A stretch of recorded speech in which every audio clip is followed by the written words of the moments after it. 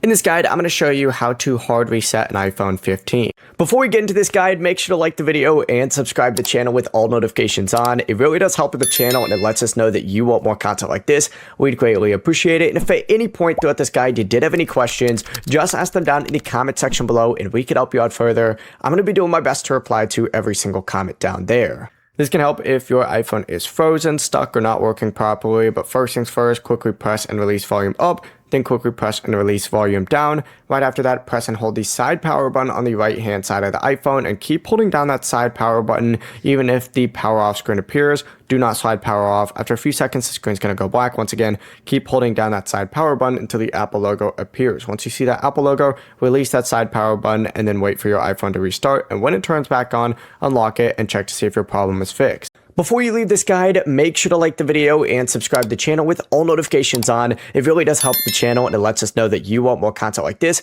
We'd greatly appreciate it. And if at any point throughout this guide you did have any questions, once again, ask them down in the comment section below and we can help you out further. I'm going to be doing my best to reply to every single comment down there. Have a great rest of your day though. Peace.